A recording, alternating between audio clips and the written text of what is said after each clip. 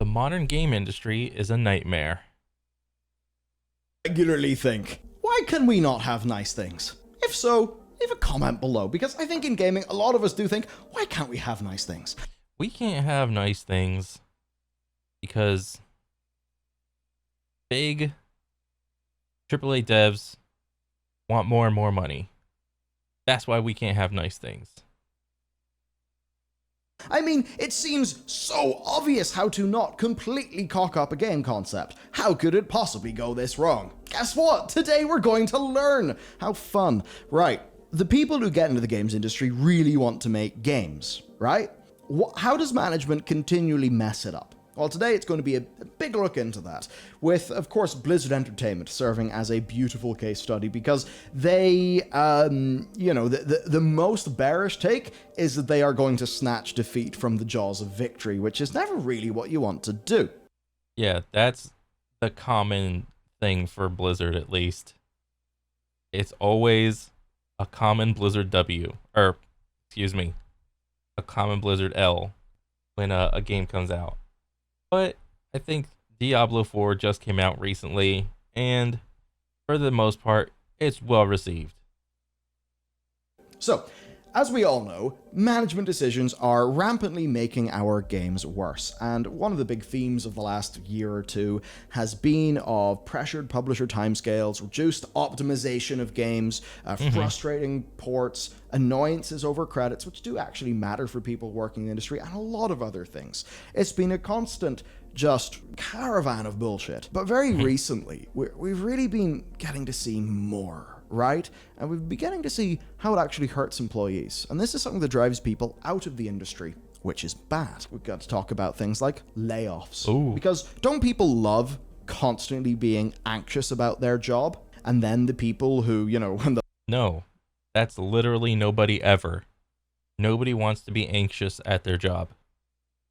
layoffs do happen are left to pick up the buck, which is pretty damn bad when there's also a hiring freeze happening because costs are being cut, which means less new staff and more work, such that there's no slack in the system, everyone's stressed and sad. That'll definitely make the games good. Nope. Then also compensation reductions, people feeling less valued, wanting to look elsewhere, maybe being priced out of the sector entirely. And then forced return to office, where staff are having their lives disrupted. Some of those staff who maybe took the job based on being able to work at home, right? For whatever their personal reasons may be. Things like that. In every instance, though, the common theme is people feeling devalued, of projects being harmed, of the team who are left behind being demoralized, and ultimately a bad workplace that does not lead to excellent outcomes for the people who make them.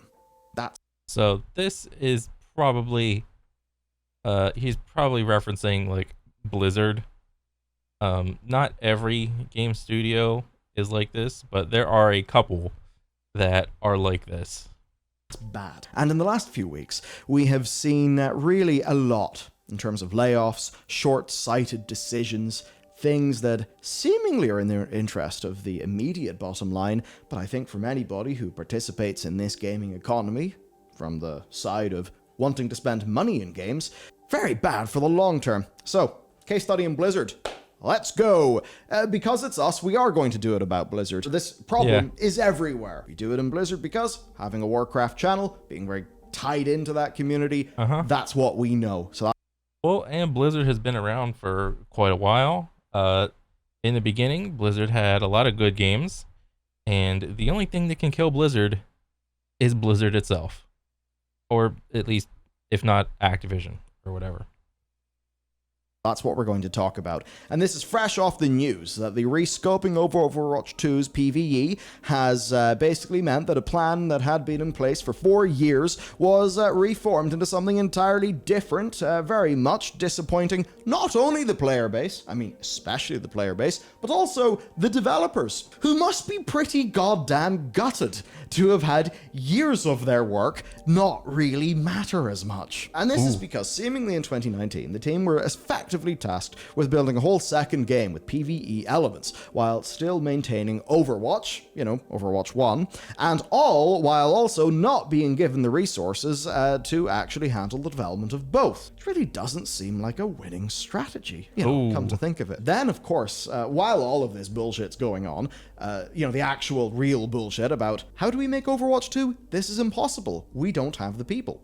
At the same time, they then have the big old cultural problems explode, where, not only are there the cultural problems, but then there is everyone's eyeball looking at them. Doesn't feel good.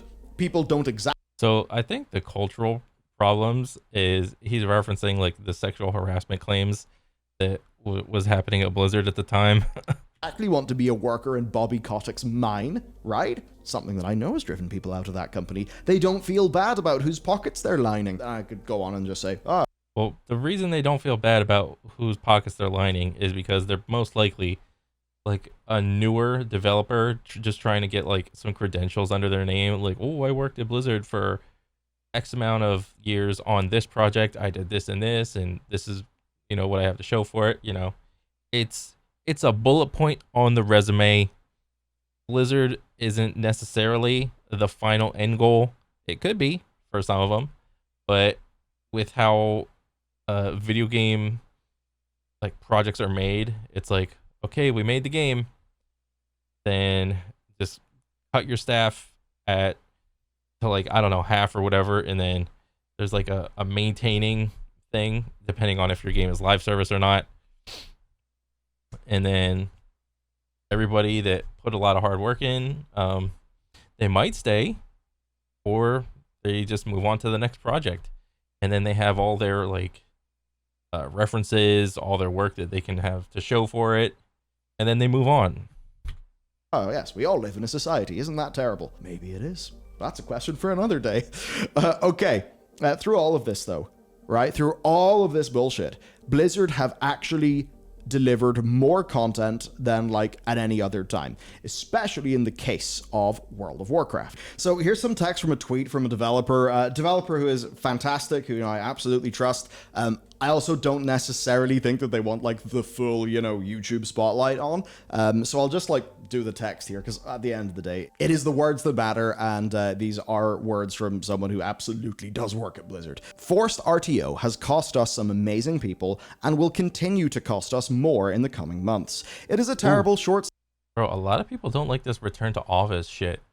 Like I think for the most part, with the whole pandemic thing, it's like we proved that people don't need to be in the office like 9 to 5 days a week or whatever.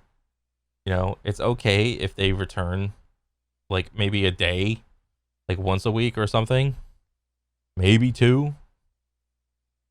But for the most part, if people can get your shit done from home, just let them, Cited self-destructive policy that is only weakening our ability to deliver the kind of game we want to make and that our players deserve. Now, this is an individual who is working on a content team with World of Warcraft that has been putting out more content than ever and better content than ever. Yes, I know.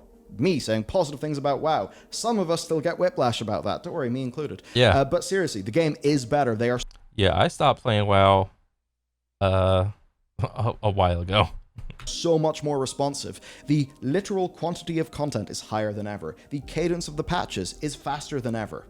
Well, if the content is so good and the cadence of the patches is so good, why don't Blizzard release the sub numbers? Guess it can't be that good. And that was all done remote. Now, I know a lot of people like to say, you weak-ass liberals. What? That's definitely a straw man. Okay. But I know for a lot of people, it's like, hey, I work construction. Come on. Well, hey, look, my dad, he did a construction company. I spent all of my summers on a job site. Like, I get it. All I'm going to say is this. Let's only engage with this in terms of free market principles. Because...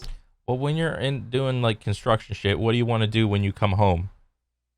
You want to chill out, relax, eat, take a shower, and just entertain yourself, all right, with whatever your vice is. Movies, games, books, whatever. it still takes people, like adult people, to make those things that you enjoy. So, hey. Even if we do that, right? There are two companies wanting to hire you.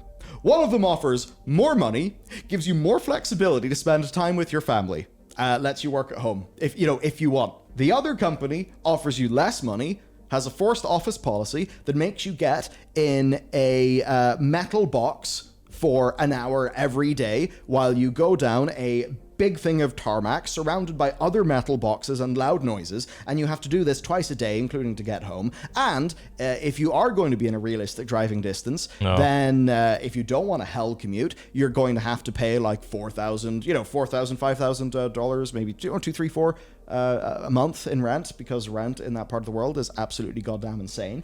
So what Bellular is getting at for the whole return to office thing is like, it's not so much the office part that's terrible in the case of Blizzard in the past.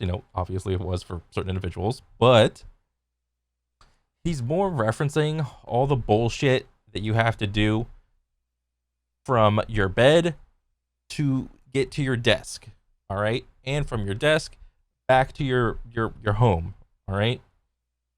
All of that shit. It takes about, give or take, on average, 1 to 2 hours ish. You gotta wake up early, you gotta eat, get your coffee, maybe you take a shower, maybe you don't, maybe you gotta do your makeup or whatever. You have to get ready, you gotta get your clothes on. You have to get in the car. All right, there's traffic. What a surprise. It's the morning. There's the morning traffic that you have to account for. So you have to leave a little bit earlier or whatever. That means you have to wake up a little bit earlier. All right. Once you're through all the traffic or whatever, maybe you got to fill up your gas.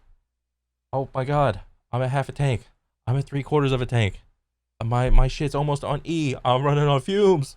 And then maybe you got to stop and you got to fill up gas. Once you're done, it's like, okay, I can finish the commute to my job or whatever. And hey, look at this. An hour or two later, I'm here finally. And then you do the same thing back, because if he's like doing like this whole 9 to 5 thing, there's the whole 5 o'clock traffic where everyone's trying to get home at the same damn time. All right, that's a thing. That's fucking annoying. All right, it's all the shit to and from your job. It's not necessarily the job itself.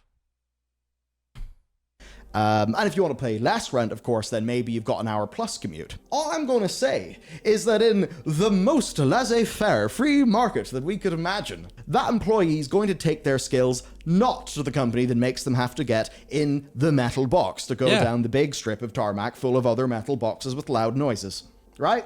So I just want to nip that thing in the bud, because people, they respond to this by saying, man up. Brr. That's missing the point entirely. That is having an emotional reaction on free market principles. If you offer a worse deal, you will be less competitive in the employment market. And I can tell you for a fact, especially in SoCal, the labor market for games is goddamn tight. Companies are hungry for people. A lot of them are anyway. So, hey, you can strip all the emotion. Yeah, probably hungry to use up all the new people that just got out of college. Do whatever with them for whatever project, and then just ditch them afterward. Pushing out and just say, jobs market, who's more competitive? This does not make Blizzard more competitive. And it also disrupts the people who are there, right? So staff are leaving because this environment is being made unwelcome for them. Or, of course, perhaps for some, the terms that they were hired under have literally been unilaterally changed, right? Yeah. And it's... So some people were under the assumption, like, they got a job during 2020, 2021, or whatever.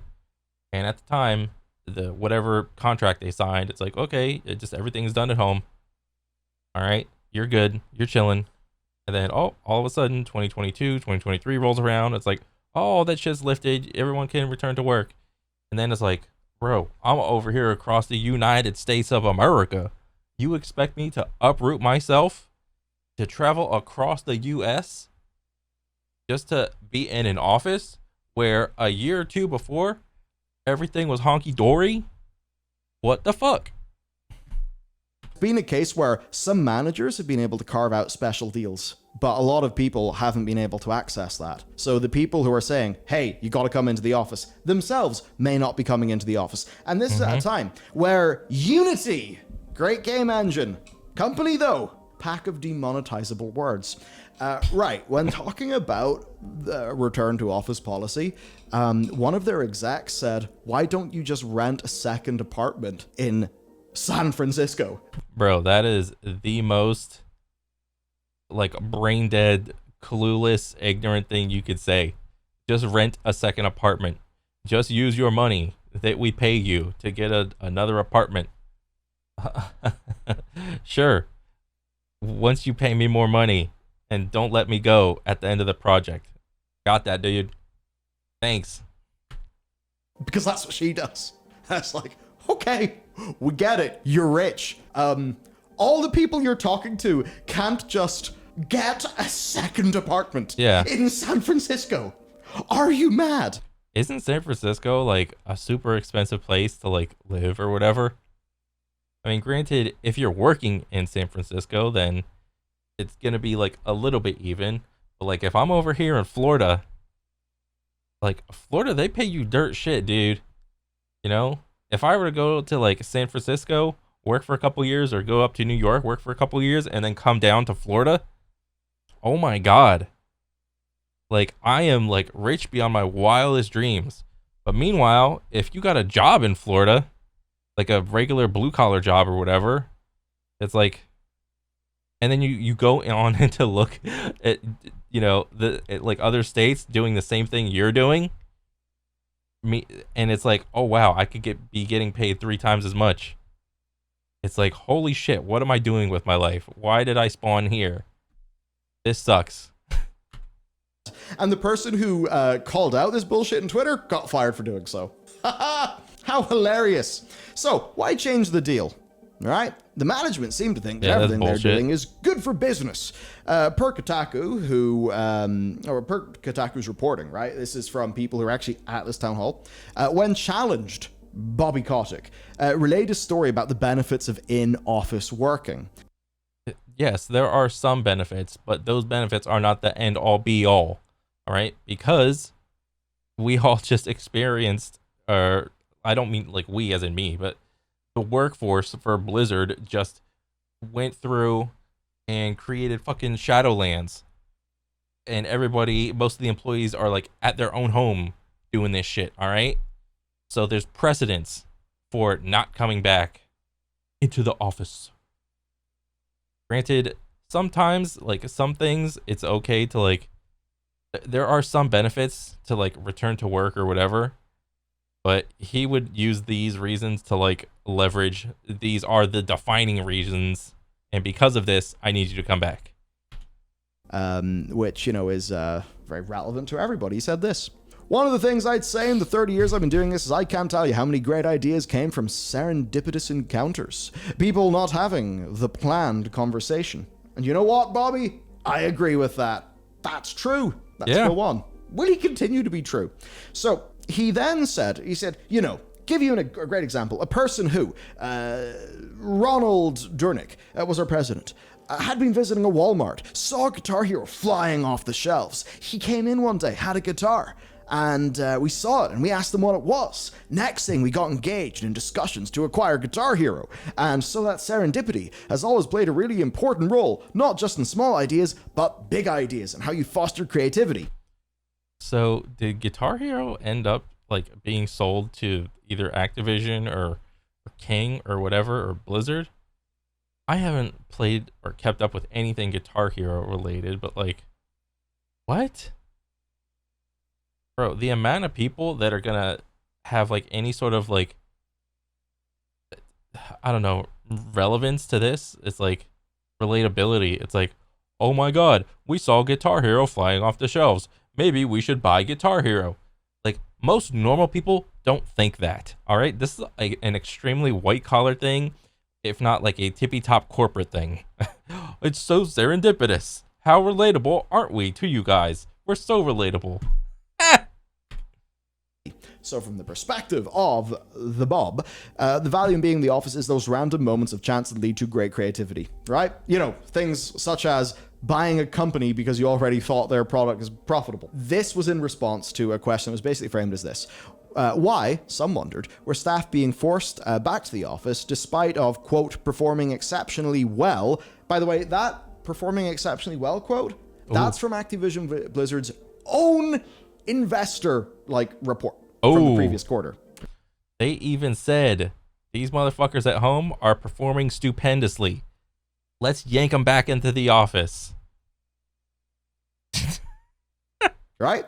Because the staff have clearly not been harmed. The products are all coming out, doing well. Why enforce this? Well, per Kotick, it's because maybe we should have a few more spontaneous conversations. And ultimately, this has just meant that experienced staff are leaving the company. Yeah, people are leaving Blizzard left and right. Wasn't recently the Overwatch dude, didn't he just leave or whatever? Like a couple months right before they announced PvE is like getting like cut or whatever. Oh my god. That's just another one dipping out. Oh man.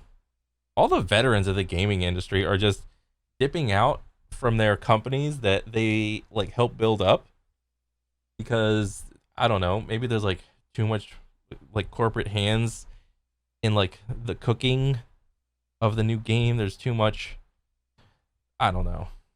It's just fucking shitty. This is the same thing that happened with Respawn, you know? All the original guys, so the original guys that were started Respawn, they came from Call of Duty Modern Warfare 2, like the OG one back in the day, like 2004 or whatever. Like they left Call of Duty, and then they started Respawn. They made Titanfall and Apex in I think a couple of games or whatever. And then a couple years after that, they just left Respawn. Where they are now and what they're doing is like, who knows, you know? But I'll tell you this, it's like, you're probably not getting a banger IP from any of these veterans of the game industry. At least anytime soon in the near future. Now, it is worth mentioning, though, that per Kotaku's reporting from their sources at Activision Blizzard, there is also kind of one rule for the C-suite and another rule for the people. Recent high-level hires responsible for selling employees on the policy, like Chief Administrative Officer Brian Bulatow? Probably Bulatow. And, of course, Lulu Cheng, Miss Cerveny, who... she is unhinged on Twitter. But anyway, they're fully remote. Whereas for some regular staff, they can theoretically get access to work from a home office. But for a lot of people, that's not how it's playing out. Here's a tweet from Adam from last month. The remote work issue is the largest one. Some real examples of what people are going through.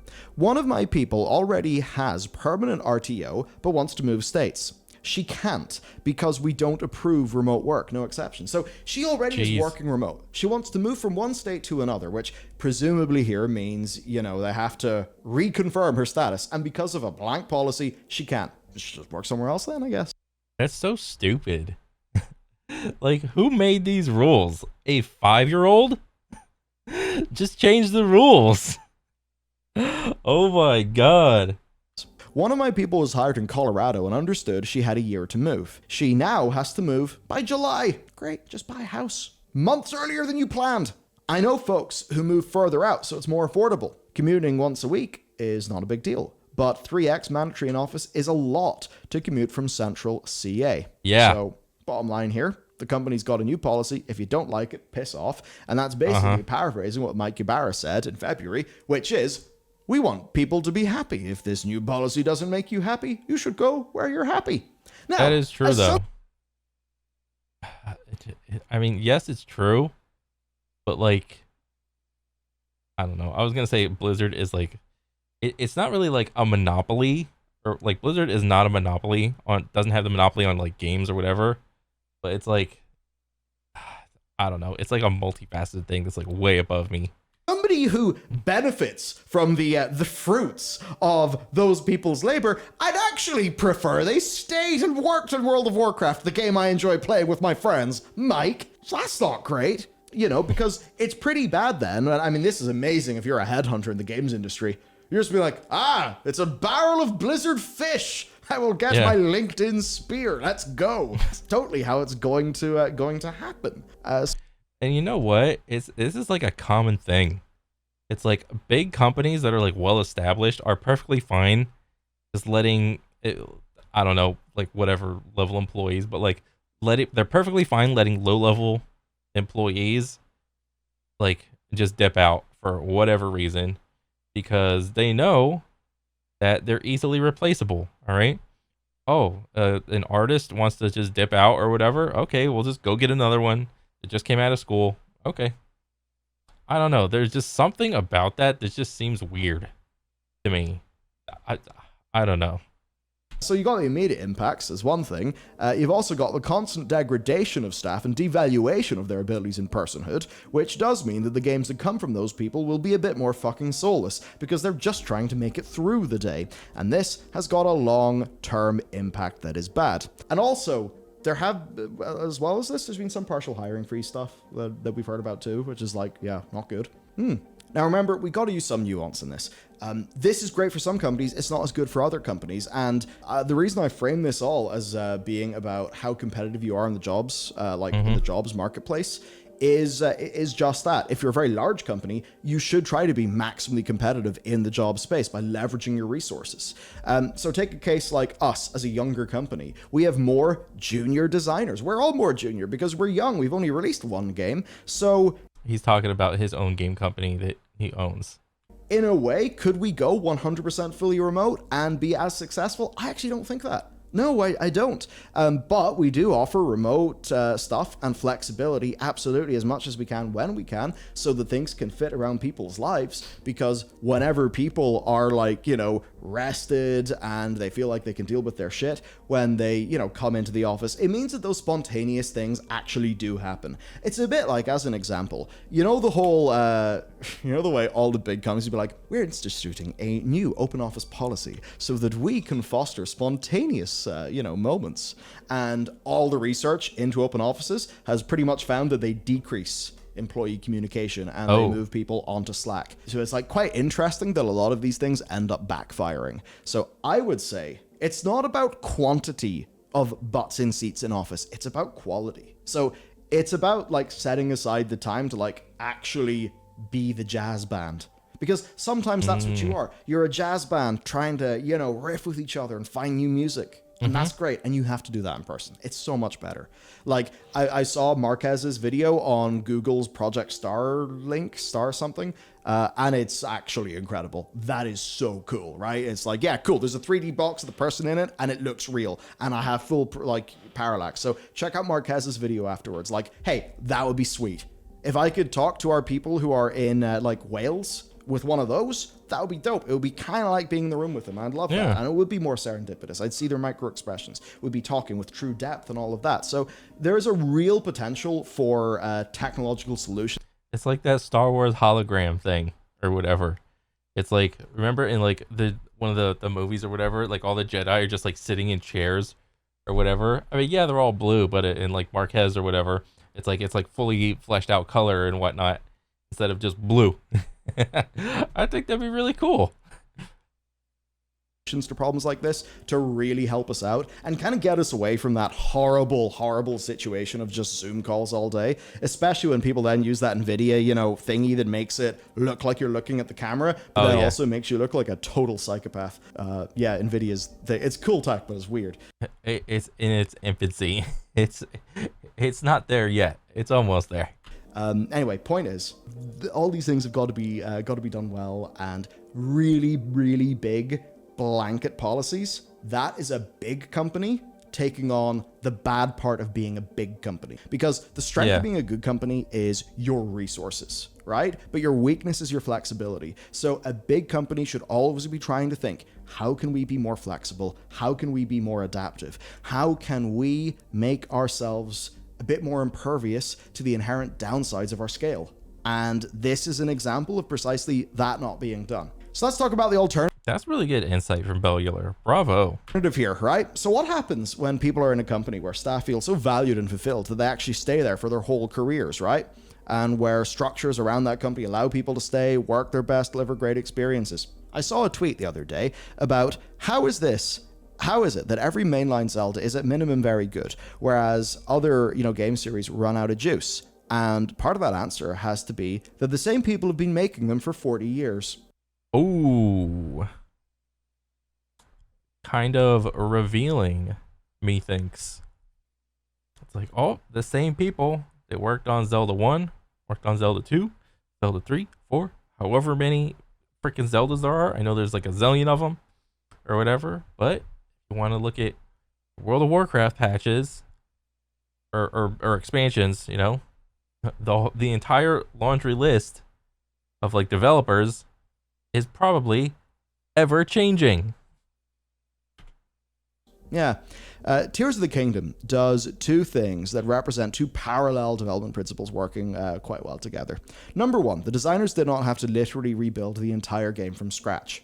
They got to build on top of something that worked. The designers, using those tools, are folks who have been doing so as a team for years. And that is what I aim to achieve with our company. The same team that's making our next game is pretty much the same team that made The Pale Beyond. Using a lot of shared tech, we'll obviously be advancing things, but our goal is to constantly improve and improve and improve and improve, and really try to focus on people and make that a great experience. Because the things that are good are things like that compound over time. You cannot, and believe me, for some of how game development goes, you cannot just throw bodies at the problem. You will not get like the real raw essence of a beautiful experience from.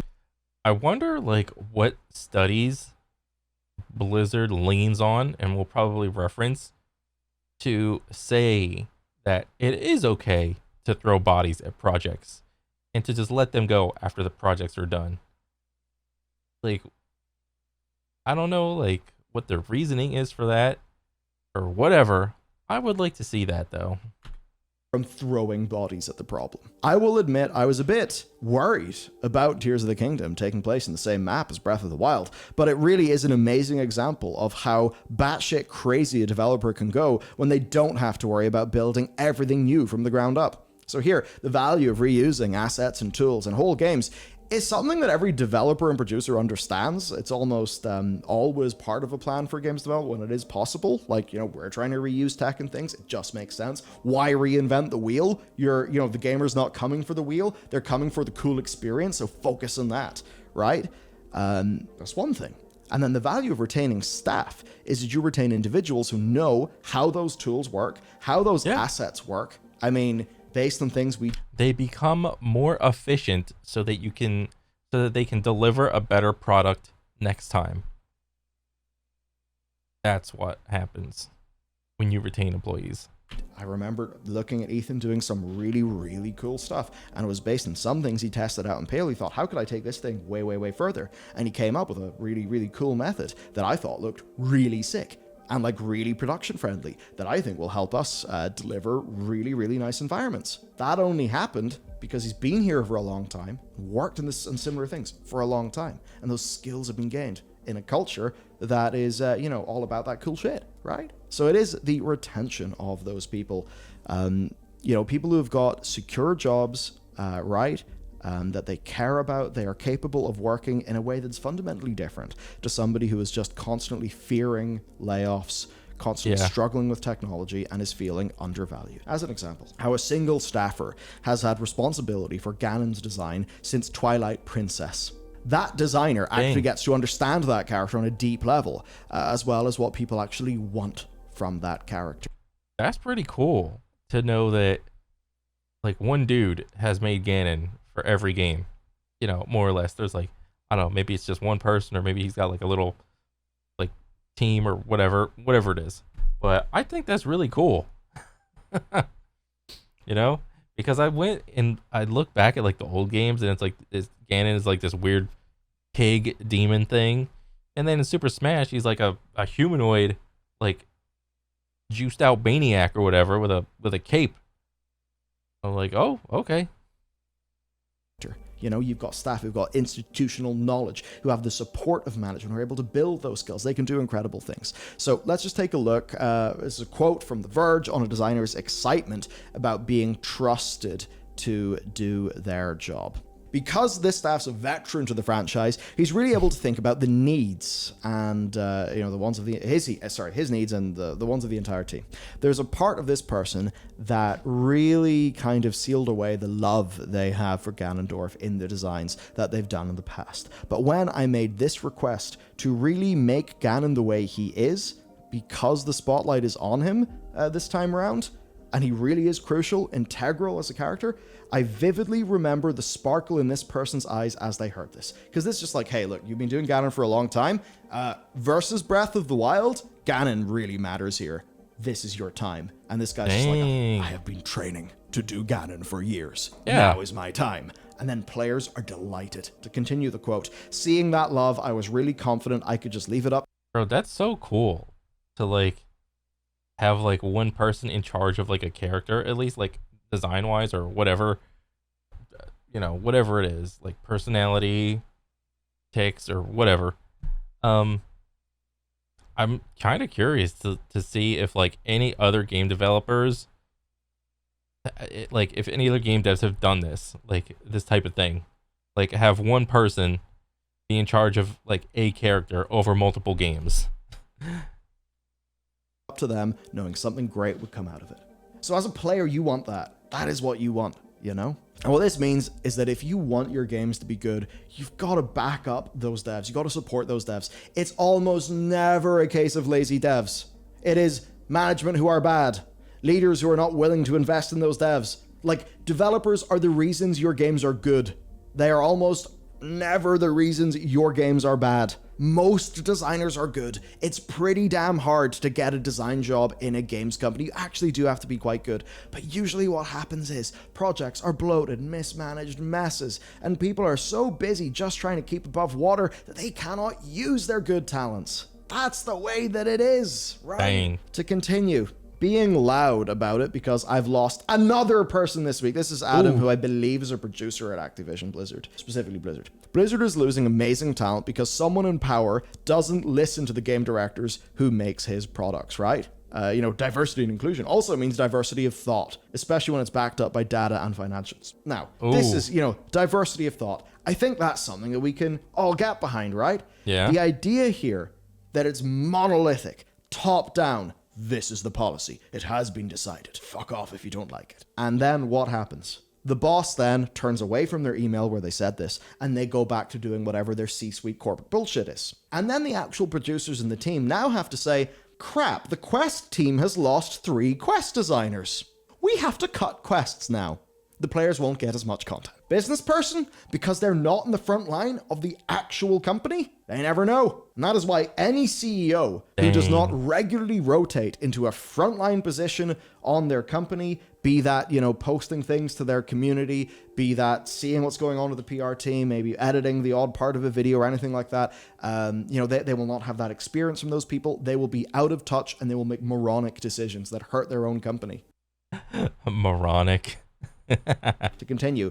And look, I don't want to fight. I just want to make amazing video games. I want to make bestsellers that are critically acclaimed. I want to make better Dragonflights. I want to make better experiences. I can't do that if we get rid of everyone who made it. So it's like World of Warcraft Dragonflight, I can tell you, my job has been ripping World of Warcraft to fucking shreds for years. Yeah. Right? That's a good job. The amount of people in the WoW community won't go near me because they think that I am some insane toxic asshole who just wants to burn Blizzard to the ground. There's a lot of them. Believe me, there's even times where I just some developer says something, I click and I was like, oh great, I'm blocked on Twitter. I asked probably something that I said in Shadowlands or Legion or Battle for Azeroth. Oh, that's funny. But now I'm saying, no, it's actually way better. Legion was more cool, but game design wise, Dragonflight's a better expansion than Legion. The systems are better. The actual core design is better.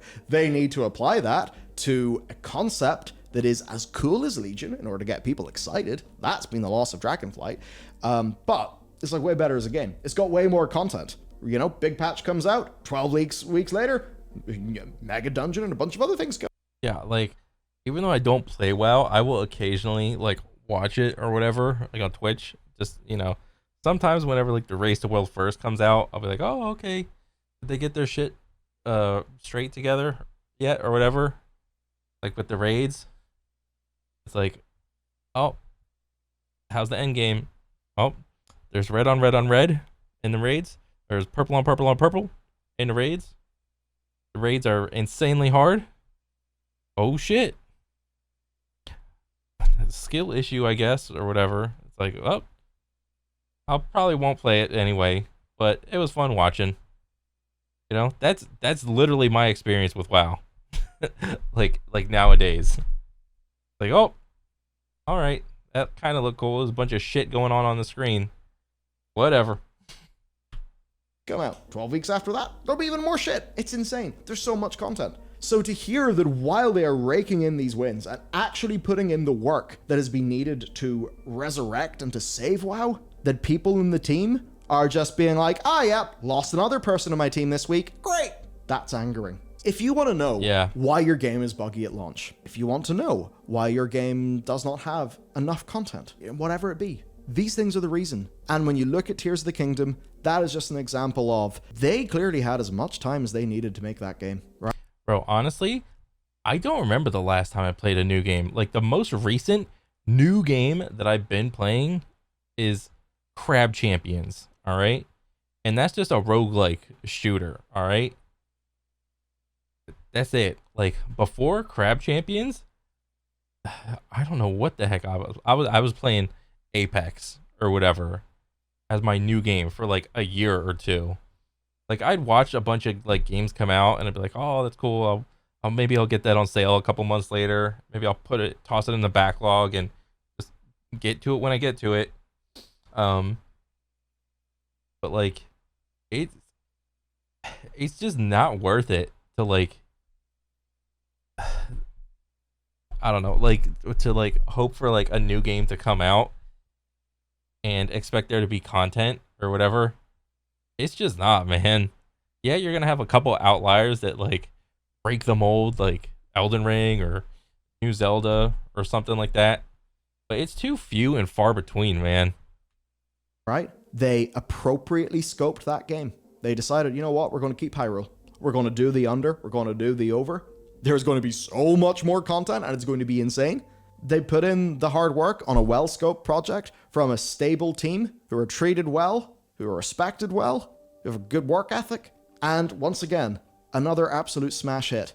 Was it 10 million copies in the first few days? I mean, those are numbers, people. So why are we taking the inputs that produce those amazing Zelda numbers and destroying them in big large companies? I mean, I understand that there's a bit of cost cutting that I understand. It's like sometimes you grow so much that at a stage it becomes inefficient, and then you do need to trim the fat. Call me a heartless capitalist, but I do think that. Yeah, I see a lot of those tech layoffs, and I think, yeah, obviously Twitter should not have 10,000 staff. I know people like to scream and go mad about Twitter because Rocket Car Man bad, etc., whatever. I don't give a shit. He definitely embarrasses himself a stupid amount. For somebody ostensibly smart, he really does know how to be daft. But like so many of these big bloated tech companies, you hear stories, or you see all of those like day in the life as a product manager at company, and anybody who's got a job looks at that and goes, "Wait, that's your job?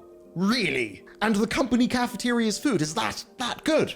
And you do that little work, and it's all meetings?" And we're like, yeah, obviously those companies could be cut to ribbons because they're just bad. They're just inefficiently grown. So I'm not sitting here saying companies must be a charity and it's illegal to fire people because that's mean. No, I'm not saying that. Companies should be lean, they should be efficient, and they should be mission-oriented on making great products for their customers. I think that, absolutely. Running a lean company and, having a force structure within your company that is well aligned with your goals, that's one thing. Actively undermining your own company and damaging your own products, as is evidenced by the shit that they've wanted us to eat up over the last few years, seems less wise. So, I don't know, maybe it's not particularly ideal if people who don't really know anything about video games are running the C-suites of video game companies. people who haven't really had much of a frontline role in the industry, who don't really know that much about development, who can't code, who, can't manage artists, who can't, just do anything that would have them perhaps have a deeper understanding of the inputs that go into the product they sell. Because ultimately, so many of these people, that they could be CEO of a random widget seller or widget making company, anything, it doesn't matter. But the thing is, it's like there's one set of skills to ensure that the widgets that our company make will have a very high level of quality. But guess what? Video games are way fucking harder to make. Like, one of the things, aside from all of this, video games are one of the hardest things to make. They are so technical, so intricate. It's insane how video games even happen in the first place. And it is no wonder the budgets are massive. Video games are hard to make. Yeah, video game budgets are on par, if not more, than like big blockbuster movies. $400 million, $500 million, depending on, the game company. And upwards. It's crazy. And that is seemingly not respected by the people who make the big decisions at these companies. So, there you go. The developers see, I just want to make video games, man. Could you stop forcing people out of my team? And as gamers, what do we get? Shitty ports, bad games, disappointments, follow-up entries in franchises that just make us sad. Have you liked Mass Effect? Have you liked insert franchise here that's had massive disappointments? This is why it happens. It's like every franchise I used to like is now dog shit for the most part. I'd have to like go through and like see that like a point by point, but for the most part, all the franchises that I used to play as a kid are just like dog shit now. And that's kind of understandable because, your tastes do change, but how much of your taste has changed versus how much the product and its target audience has changed, and the quality of that product or whatever. So I don't know. That's the thing. Happens. And that is it for today. Check out this video next. I don't know if it's here. Maybe it's here. Who knows? But check it out because it's sweet. I'll see you next time. That was good. That was good, Bellular. That was a very revealing, a little more talking about the goods and the bads about the modern game industry. You get like awesome games sometimes, but a lot of the time is that it's just a lot of games are moving towards the free-to-play model. You got battle passes, paid cosmetics, pay to win, pay for convenient. I don't know. It's a great big web. We're just, we're still trying to figure out what works and what doesn't work. Some companies doing it right. Other companies are just keep on fucking up. But, it is what it is, man. That's pretty much it. That's all I gotta say. I thought it was a great video, and I want to see more. All right. So that's pretty much it. Later.